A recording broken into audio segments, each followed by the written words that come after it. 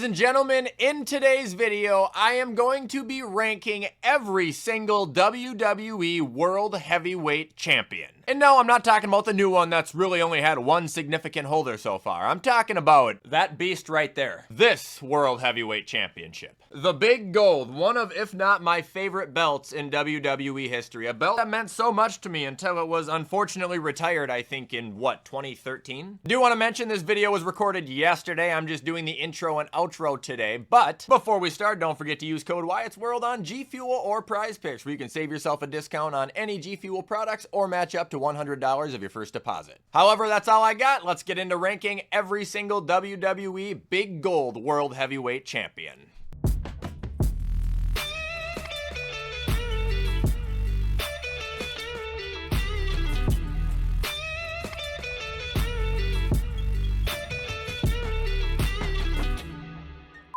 Alright guys, so here we are at today's list, and how I have it set up is pretty basic. At the top, we're gonna have the category of Elite Champions. Under that, we've got the Good Champions. In the middle, we've got the Fine Champions. Towards the bottom, we've got the champions that were not ideal to me, but they weren't complete garbage. And then bottoming out the list, of course, we do have the, well, Garbage Champion. So without further ado, I think we can just start with Randy Orton. So I'm gonna get judged until people hear me explain this one. He was a good World Heavyweight Champion, and the reason he's only good and not elite is because when I think of Randy Orton as a world champion, I think of him as the WWE champion. He did have some good runs with the big gold belt. Obviously, he held it back in like 2004, but then he recaptured it, I think in like, gosh, I don't know, 2010, 2011, something like that, and he held down SmackDown with it, but it wasn't that memorable because the roster was trash. Moving on, we got Chris Jericho, a good champion as well. Obviously, at one point, he was the undisputed champion, but he actually returned and held it a couple of times too,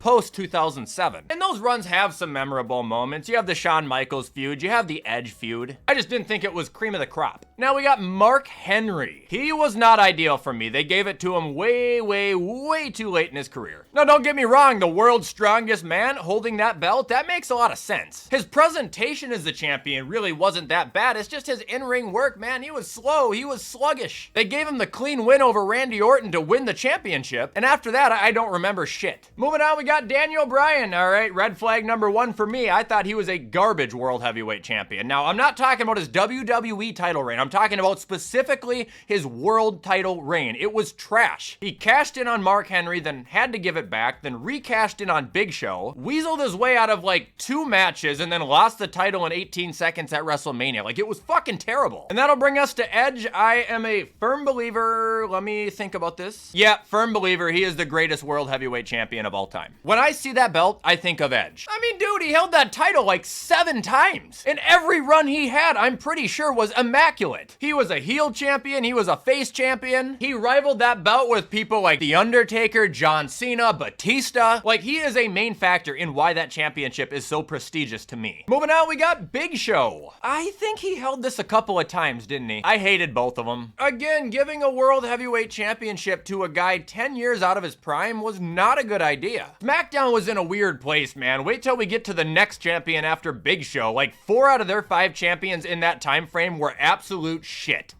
Anyway, moving on, we got Kurt Angle. He was a fine champion. He was world champion when I first started watching, but he only held the belt from Royal Rumble to WrestleMania 22. Like, that was it. Won it in a battle royal, defended it against Mark Henry, beat The Undertaker in a classic, lost to Rey Mysterio. Like, good champion, good presentation, just not enough time. Now we've got Sheamus. I thought he was a good champion when he held it. He held it for quite a while. I don't think it was a year, but he had a lengthy run with it. Now we've got Shawn Michaels. Isn't that a weird picture? Because him holding that title seems like a fever dream. No, he was fine. Like, not only was his reign, 4 years before I watched, but he only held the title for 27 days. Well, that and Shawn Michaels being a bad champion simply doesn't exist. And that'll bring us to Batista. Elite champion. He's right up there with Edge. Right when I look at that belt, I think of Edge and then I think of Batista. There was a good chunk of time on SmackDown where it seemed like the title just went back and forth between these two. Edge being the heel, Batista being the face. And Batista also went to war with anybody for the belt. He went to war with The Undertaker, which was one of the greatest feuds ever. Edge, King Booker. Hell, I think he even had a program with CM Punk at one point. I mean, to be honest, terrible wrestler, but great champion. He botched all the time.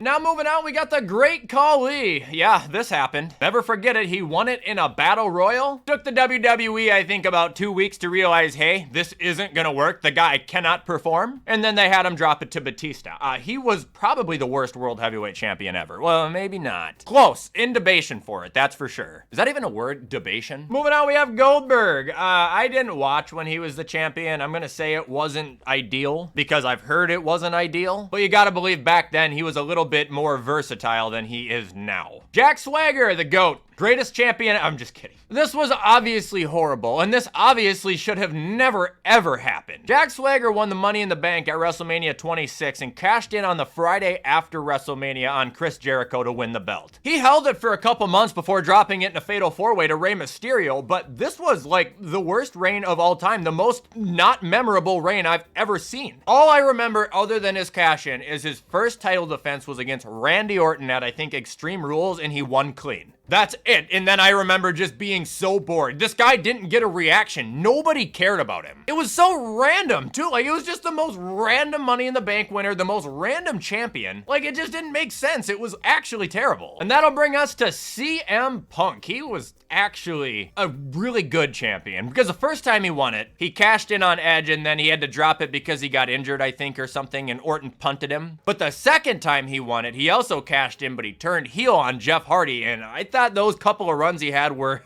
pretty good. He was a really, really good heel with it, man. Literally sent Jeff Hardy out of the company after having an immaculate feud with him and then feuded with The Undertaker. That'll bring us to Triple H. This is a lot of people's, edge for the world title. They think of him right away because he held it primarily in the early 2000s. To me, I never watched it live when he held the big gold. However, he was an elite champion. He held the belt 5 times, but for like an accumulation of 2 years. He got the Goldberg feuds, the Batista feuds, the Michaels feuds, the Orton feuds. Not to mention, he put a lot of those guys over too. Well, besides Booker T. Now we've got Dolph Ziggler. Oh, man. He wasn't a bad champion, but his reign was bad. I'm going to say not ideal, just because, so what happened is he won Money in the Bank, he held it for a while, cashed in the night after WrestleMania 29 on Alberto Del Rio, got the biggest pop I've ever heard, and then after, I think, his first title defense, or a match on SmackDown even, I can't remember which one it was, he got such a bad concussion that he wasn't able to wrestle, and he had to drop it. Like, he only held the fucking thing for like 70 days. Technically, he is a 2-time champion. He won it from Edge for like 5 minutes once too, way back when. But I think if he would have gotten to actually go through with the reign they had planned after Mania 29, he would have had a completely different career. And now we got Chris Benoit. I have to be honest, like, as a wrestler, I think it was fine. He didn't hold it long, lost it to Orton at SummerSlam, but I know that they had a rematch triple threat, and I think he had another couple matches with Triple H. Just, we don't talk about Chris Benoit anymore at all. Now we got Christian. I actually really fucked with him as the World Heavyweight Champion. Not the first time when he only held it for like 5 days, but the second time when he won it and he was a heel. Now, I'm gonna be honest, he didn't hold it long, but him and Orton, like, they carried a summer, dude. They had a fantastic feud, and I actually wish he would have gotten to hold the belt for a considerable amount of time longer. He was really, really good that year. What was it, 2012? 2011, I just checked. Now we've got John Cena. He was only fine with the world title. For one, he always looked weird with it, and for two, he didn't hold it for that long, and I don't really have any memorable moments. He beat Jericho for it the first time, won it the second time at WrestleMania, but I don't remember who he feuded with or anything other than Edge when he lost the belt. And now we got Rey Mysterio. Rey was a good champion. I liked his earlier run a lot better than his later one, but he wasn't bad.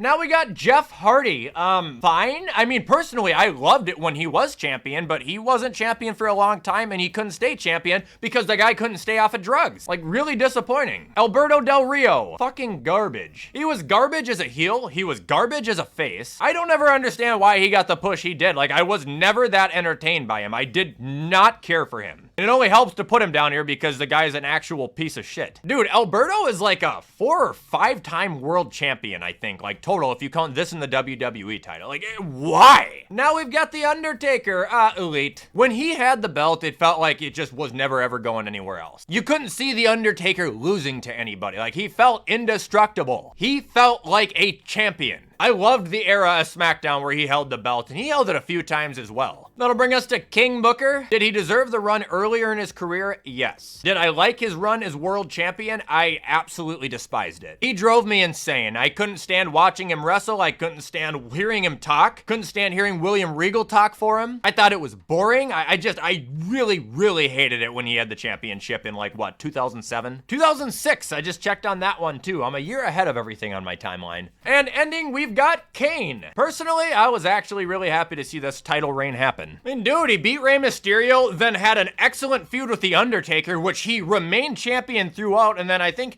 eventually lost it in a TLC match to Edge, if I'm not mistaken. I think it was a fatal four-way too. But he was a convincing champion to me, and I always wanted to see Kane hold the big gold because I thought it looked natural on him. It's big and shiny, just like his head. And that, ladies and gentlemen, is my ranking for every WWE original World Heavyweight Championship holder. All right, guys, and that is all I got for today's video. I hope you appreciate the WWE content still. If you do, make sure to drop a like or a comment of recommendations because I'm down to make more. In the meantime, I'm going to make sure that this gets uploaded to you guys by Friday evening before SmackDown. And as always, I hope you guys have a fun and safe weekend. So until next time, stay amazing.